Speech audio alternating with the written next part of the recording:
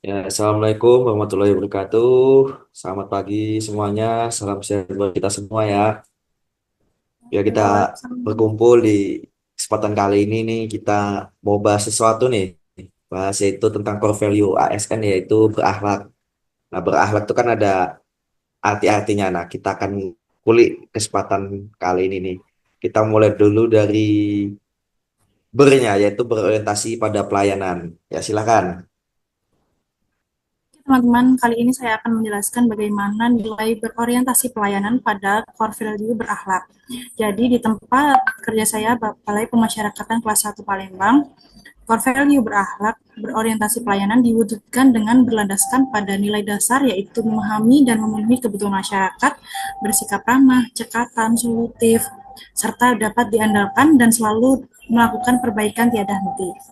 Hal ini tercermin dalam pelaksanaan wawancara kepada klien dan penjamin secara tepat guna sehingga kita sebagai pembimbing kemasyarakatan tahu tuh apa yang dibutuhkan oleh klien itu. Lalu menyelesaikan litmas secara tepat waktu tanpa penundaan. Yang selanjutnya, pelayanan yang diberikan dilakukan dengan respon cepat dan tepat, disertai keterbukaan untuk menerima saran dari rekan kerja maupun klien itu sendiri.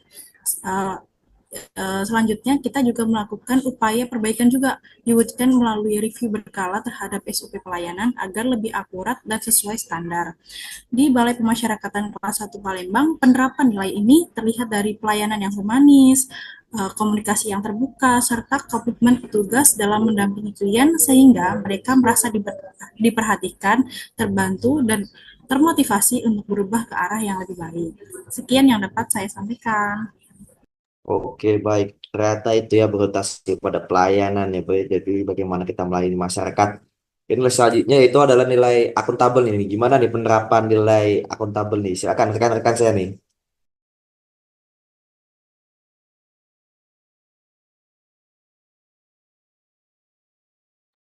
Baik Pak Renal, terima kasih Pak Renal.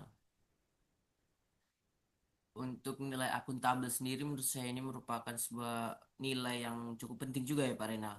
Jadi karena ini merupakan sebuah core value yang berarti adalah sebuah mengarah ke tindakan keputusan atau hasil kerja yang mana sangat menjunjung tinggi kejujuran Pak Renal. Kemudian apabila kita mengimplementasikan menjadi sebuah nilai-nilai dasar lebih lanjut, yang pertama mungkin kita dapat melaksanakan tugas dengan jujur, tanggung jawab, cermat, disiplin dan berintegritas tinggi. Kemudian yang bisa dilakukan juga adalah eh, seperti menggunakan gaji atau harta kekayaan yang kita miliki dari negara secara bertanggung jawab, efektif dan efisien. Kemudian kita juga dapat menahan diri untuk tidak menyalahgunakan kewenangan. Kemudian komitmen yang mungkin bisa diterapkan ataupun dilaksanakan oleh petugas, khususnya saya yang bertugas di Bapas, yaitu salah satunya adalah dengan berkomitmen bahwasanya saya akan selalu membuat laporan kegiatan setelah selesai melaksanakan kegiatan dengan sesuai kondisi di lapangan. Jadi tidak ada manipulasi-manipulasi yang sekiranya mengurangi ataupun menambahkan poin-poin pada kegiatan yang saya lakukan. Kemudian yang kedua adalah em, saya mungkin bisa menitik beratkan pada aspek berhemat, yaitu menghemat penggunaan listrik dan air di kantor sesuai dengan kebutuhan dan memastikan eh, listrik itu mati ketika sudah tidak digunakan atau sudah selesai digunakan. Kemudian yang terakhir adalah tidak melakukan pungli karena pungli merupakan sebuah perwujudan ataupun perbuatan yang mengarah kepada korupsi juga Pak Renal dalam bentuk apapun itu kepada baik kepada klien maupun kepada keluarga klien. Seperti itu Pak Renal.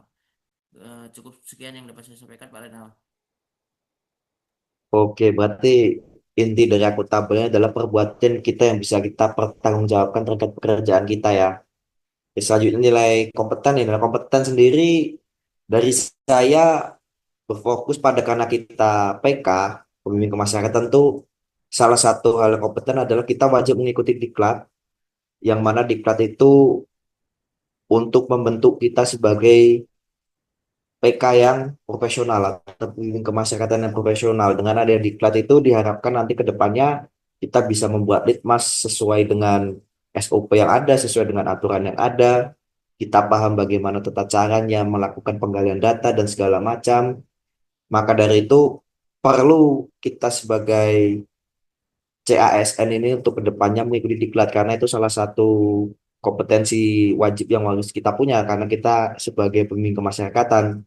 Dan selanjutnya penerapannya kompeten yaitu saat nanti kita terjun ke lapangan bahwa kita bisa menggali data secara real, secara akurat, bukan data yang asal kita kecomot, kita copy paste, tapi bang benar-benar data yang kita ambil itu real nyata, tidak ditambahin dan tidak dikurangin. Setelah itu kita jadikan suatu bahan di litmas yang mana masih sudah sesuai dengan aturan dan sesuai SOP yang ada. Itulah mungkin nilai-nilai kompeten yang wajib kita laksanakan di lingkungan terutama di Bapas lingkungan kita kerja ya. Selanjutnya yaitu ada nilai harmonis nih. Gimana nih kalau nilai harmonis nih rekan-rekan nih? Oke, mungkin saya di sini akan membahas tentang salah satu core value ASN yaitu harmonis. Seperti artinya, harmonis itu artinya adalah ASN dapat menciptakan lingkungan kerja yang kondusif dengan menghormati perbedaan agama, suku, budaya, dan latar belakang. Nah, nilai-nilai dasar dari harmonis ini ada menghargai setiap orang, apapun latar belakangnya, suka menolong orang lain, membangun lingkungan kerja yang kondusif. Nah, kalau penerapan nilai harmonis ini yang biasanya saya terapkan di Bapas, Balai Pemasyarakatan Kelas 1 Tanjung Pinang, sebagai ASN, khususnya saya jabatannya adalah sebagai pembimbing kemasyarakatan, artinya saya harus bisa untuk memberikan pelayanan yang baik dan adil bagi seluruh pihak, mulai dari internal seperti atasan saya, Kabapas, rekan kerja, senior, junior, maupun pihak eksternal seperti masyarakat, klien pemasyarakatan, serta pihak-pihak lain yang berkesempatan untuk mendapat pelayanan dari Bapas. Kemudian saya juga membantu rekan-rekan kerja saya, senior maupun junior, bahkan atasan yang menghadapi kesulitan dalam melakukan tugasnya di kantor. Kemudian juga saya menerapkan komunikasi yang baik dan saling menghargai antar sesama pegawai di Balai Pemasyarakatan kelas 1 Tanjung Pinang sehingga hal ini membuat seluruh pihak yang berada di Bapas itu tidak merasa didiskriminasi. Nah, hal tersebut itu diharapkan dapat menciptakan suasana lingkungan kerja yang kondusif gitu. Ya berarti inti dari poin harmonis ini adalah bagaimana kita menjaga lingkungan kerja yang kondusif dan serta tidak membeda-bedakan dalam memberikan pelayanan seperti itu ya. Betul sekali. Baik, selanjutnya nih, setelah nilai harmonis ada nilai loyal nih. Gimana nih penerapannya nih rekan-rekan kalau nilai loyal di tempat rekan-rekan ini? Baik, mohon izin. eh, ASN menurut saya juga harus memiliki nilai loyalitas. Loyalitas ini harga mati menurut saya untuk ASN. Karena apa? Dengan loyalitas ini, nama baik instansi, nama baik ASN itu pasti akan terjaga gitu. Kita itu menjaga loyalitas itu banyak caranya. Dengan cara apa? Dengan cara menjaga kerahasiaan informasi dalam pembimbing kemasyarakatan juga sama. Di sini kita menjaga rahasia, baik itu rahasia kantor, rahasia klien kita, dan rahasia WBP. Jadi ketika warga binaan baru saja bebas, tentu saja itu akan menjadi suatu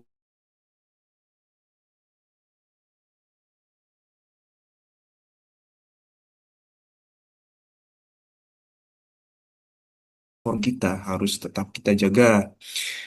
Tentunya juga ini akan meningkatkan nama baik kita apabila klien kita ini kembali ke masyarakat dengan kondisi yang baik, kondisi yang bisa kembali kepada kehidupan, penghidupan dan kehidupannya. Baik, loyalitas di sini juga termasuk dalam suatu core daripada ASN itu sendiri. Baik, terima kasih Bapak Renang. Baik, oke poin yang saya dapat berarti loyal ini adalah bagaimana kita menjaga nama baik institusi, bagaimana kita menjaga rahasia, baik itu di internal maupun di eksternal kita ya, seperti itu. Selanjutnya ada dua nilai terakhir nih, yaitu yang pertama adalah adaptif dan kolaboratif ya.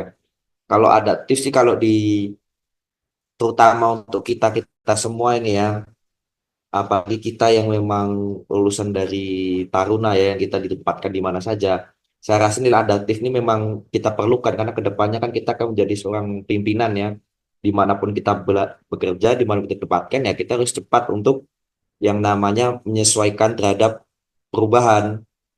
Kayak contoh saya orang Jawa ditempatkan di Sumatera, di Jambi, mau nggak mau kita harus menyesuaikan baik itu bahasa daerah, bahasa sehari-hari dan kebudayaan sehari-hari. Setelah itu kita juga harus sikap proaktif nih ya. Selanjutnya ada kolaboratif nih. Eh, ada nggak nih yang pernah menangani atau pernah mendapatkan kasus anak nih rekan-rekan di sini nih? Karena kan kolaboratif nih berkaitan dengan instansi lain, terutama kayak di Bapas ini kan.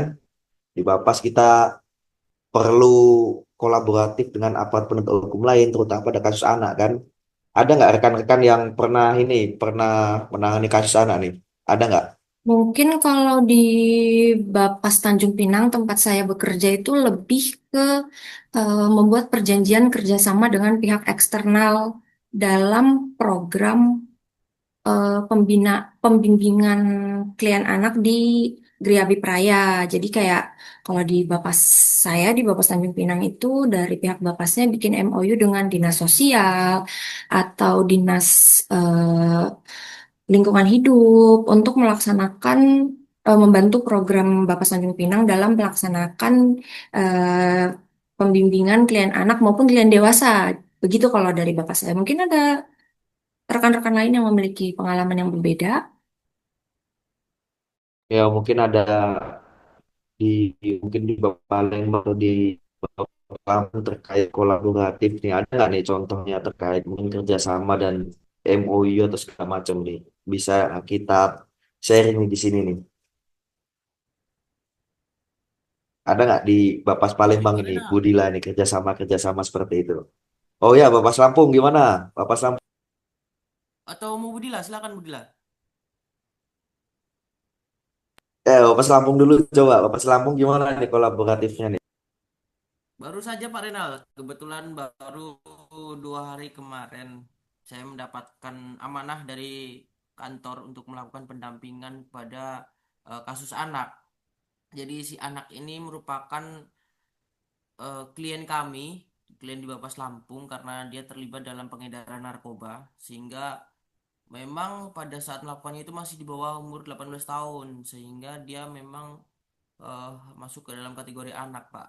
Jadi kemarin saya sempat ke kejaksaan juga untuk melakukan pendampingan kepada anak tersebut. Jadi kita melibatkan juga pihak dari kepolisian karena ada beberapa pihak lain yang hadir juga dalam penanganan kasus tersebut, antara lain pihak kepolisian dan pihak kejaksaan. Di situ kita em, diduduk bersamakan untuk memusyawarahkan ataupun membahas mengenai bagaimana anak ini nanti harus dilakukan pembinaan seperti itu tanpa mengesampingkan kepentingan-kepentingan terbaik untuk anak juga Pak Rena seperti itu. Jadi kita berkoordinasi dengan pihak kepolisian sebagai pihak yang melakukan penangkapan, kemudian kita juga berkoordinasi dengan pihak kejaksaan sebagai penuntut umum gitu Pak Rena. Terima Oke kasih Pak ya. Rena. Oke, berarti saya udah tangkaplah poin-poin berakhlak ini ya dari berorientasi pada pelayanan sampai kolaboratif. Memang itu sebagai pengingat kita sebagai terutama sebagai CASN untuk selalu menerapkan core value berakhlak ini ya. Oke, baik rekan-rekan, terima kasih atas waktunya diskusi kali ini. Semoga kita selalu diberikan kesehatan dan kita bertemu di lain kesempatan ya rekan-rekan ya. Assalamualaikum warahmatullahi wabarakatuh. Halo, semuanya.